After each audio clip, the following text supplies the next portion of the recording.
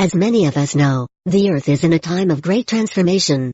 We are all transcending the third, fourth, and even fifth dimensional frequencies at unprecedented rates. All of us are feeling the forces of change flow through our bodies, minds, spirits, and souls. The transformation energy is headed right into the very core of us, sweeping out all the old outdated energies that are blocking us along our paths to mastery. There have been various books, websites, and media dedicated to observing and expressing the great changes taking place, but something I've yet to see is this: what happens when it's all over? What happens after the ascension symptoms are done? What happens after we've released all our blocks? Over the past 3 years I've experienced the ascension changes just as many of us have done. Within this time my team of angels has told me that I have worked through almost all my major life blocks. So why is it then that I feel so strange? This transformation process that is being called the ascension is what everyone and everything on this earth is experiencing on some level. The earth is renewing herself and getting ready to break the bondage of the third and fourth dimensional chains and travel to the fifth dimensions, sixth dimensions, and beyond. Just as the earth goes through this process, so do her inhabitants. We are being forced to release all that is third dimensional and fourth dimensional, and for a great many, this is a very uncomfortable process. Last year, when the ascension changes were at their peak point in my life, I found myself with all the classic symptoms multiplied 10 by 10. I was too physically sick to work a normal job. I was having frequent panic attacks, blurred vision, and nausea so terrible that I was unable to drive. I would have periods of blacking out, restless sleep and constant insomnia with chronic fatigue. The worst part was that I went for a period of being totally unable to be creative with my arts. I am a singer and performer. This is my absolute life passion, one that I was trying desperately to live out. Being unable to even practice my gift was agonizing for me. At this time I went on an audition to collaborate with a music producer. He wanted to make a demo with me and send it around to various labels. I arrived at the audition completely prepared and vocally warmed up. He gave me the sheet music and I listened to some of his songs. He asked me to record my voice that night. I was confident that this was my break. As soon as I opened my mouth I knew something was wrong. Every note I sang was flat, sharp, out of tune, or off key, and no matter how much I tried, using my vocal techniques, I could not sing at all. This continued for 4 months. My angels reassured me that this was all happening for a divine reason that I could not understand. They explained it was part of the ascension and that I was not supposed to be singing then. Eventually, I got my voice back and landed the break of my career. I landed a job at Lumina Records in Paris, France, to be the main recording vocalist, live show performer, editor, and angelic channeler for the owner of the company. For many months I was back to living out my creativity and my art. I continued through the ascension, letting go of many blocks I was holding onto, and releasing much that I had no idea existed in me. Then, a little over 4 months ago I again noticed changes in my creativity. Where I once was able to write anything anyone requested in under 5 minutes, I could no longer produce any words on any pages. I tried to ignore it because some days were okay, while others were incredibly frustrating. I told myself it was just part of the ascension process. About 2 months ago my angels told me they wanted me to write a book. So I pulled up a blank Word document and sat at my computer with my fingertips on the keys. I was in my trance state, waiting to receive all the wisdom that needed to be known. I got nothing. Every day I would sit at my computer and try to write. I was completely blocked. First, my ego mind went nuts trying to organize the book. I couldn't seem to figure out what the content should be, how it all should fit together, and I couldn't seem to get anything to flow. Any words I forced out seemed fake and meaningless. The frustration of not being able to write was so bad I had tempered fits of crying. I finally gave up on the book and went about my other businesses. Then the worst symptom hit the fan. I could not hear my angels. I was specifically hired to be a creative partner and angelic channeler for Lumina, the company I work for, and there I was, unable to answer questions that were thrown my way. I was at a loss. I couldn't understand why my connection had vanished. Normally, when someone asked a question I would receive words and images within seconds to guide the person toward the healthiest decisions. I had been in constant contact with my angels since I was 12 years old. What was happening? I began to slightly panic. The first thought was that I had done something wrong and I was being punished. Perhaps I hadn't done enough for my angels. Maybe they were upset with me because I hadn't accomplished some part of my mission. I thought that I had offended them by not following their advice in some way. Then the guilt set in. I began going through all my past conversations with them, trying to find any clues, but I found nothing. There were no feelings, intuitions, visions, or quite murmurings of their sweet voices in my head. I felt like I had fallen into a dark tunnel with no light to guide me through. Thankfully, my boss was extremely understanding, and gave me the time I needed to collect myself. I began having headaches every day. I noticed my neck would be constantly sore, and I felt fatigued much of the time. Much of it felt like the symptoms of ascension, but not as intense, and with a different purpose. About a week later I jumped out of bed when my angels came jolting through my head. They said, "We are here. All is well. We have not abandoned you. You have no reason to feel guilty. Guilt is a form of self-punishment for feeling unworthy. You are worthy. You are going through another dramatic change. You have finished with clearing out your major blocks and are now in a time of spiritual transition. You cannot hear us because you are shut down. We are activating different parts of your cell structure and know that hold many secrets of this universe and of the past, present, and future. It's time for you to awaken, but this is such a major life change that we are shutting down many of the parts of your brain. This is why you struggle to create and why you cannot hear us. We are always here. Know that when you don't hear us it is because you are being activated. If you were to be totally conscious of what is going on, it would be too overwhelming for you to handle. We love you and we are always here." I was stunned. I knew the ascension was clearing out all old and negative energies. But I wasn't quite aware that it was actually awakening information inside of myself that had lain dormant for centuries.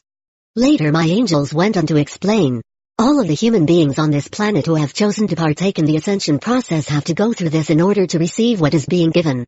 Until you are vibrating at a much higher frequency, you cannot access the information that is waiting to be activated inside of each and every one of you. Know it is an honor and a gift that is being bestowed upon you. Your clearing is done, and the real ascension is now taking place. You have transmuted much of your past ego, and you have transformed old bits of information that lay in your Nepharians. Now is a time of celebration for what you've accomplished, and excitement at what is taking place, and what is to be. My angels have said that many are feeling as I am right now, and they want you all to know that it's okay. This is all part of the process. Rest and relax. Some parts of you are shut off so others can be turned on. My angels gave me a list of some of the symptoms that one goes through after the ascension clearing. I like to call these after ascension symptoms: headaches, mild dizziness, pressure in points of the head and neck aches, shoulder stiffness and soreness, swollen hands and feet, blurred vision, pressure on third eye, inability to organize, inability to channel, inability to create art, mild memory loss, mild stomach cramping and nausea, mild diarrhea, fatigue. My angels have explained each symptom and its purpose. The headaches, dizziness, pressure points in head and neck aches, shoulder stiffness and soreness all relate to the activation in our brains and in our 6th, 7th and 8th chakras.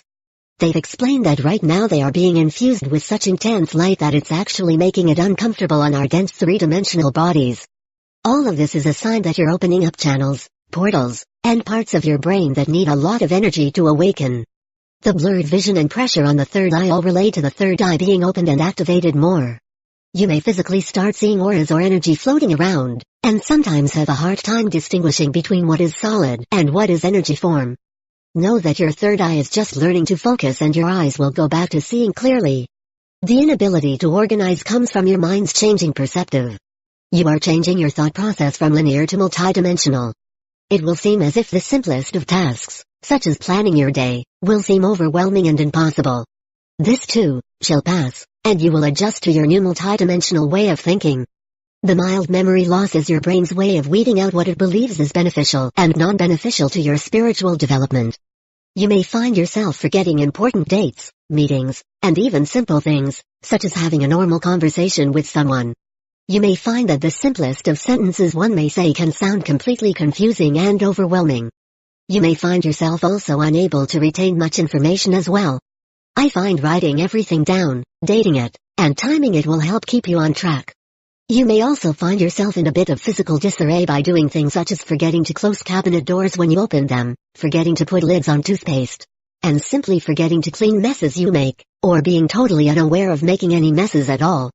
This is just you trying out your multidimensionality, and this too shall pass, and you get more used to this new way of thinking. The fatigue comes from the amount of strain and stress this process puts on your body. It's incredibly important to relax and let your body heal and transition into the new activations taking place. There are ways to counterbalance the symptoms. These are some activities that have really helped me in my after-ascension symptoms, when include rest. Relax as much as you can. Exercise. Sweat. Yoga. Drink water and herbal tea.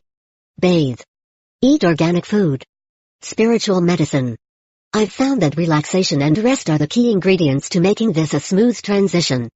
As I stated before, this is very physically demanding on many parts of your body, and the way to let this process flow as smoothly as possible is to do any and all things that make you feel relaxed. Sleep is incredibly important at this time as well. Exercising, sweating, and yoga are also wonderful avenues to help get the new energy flowing freely through your body.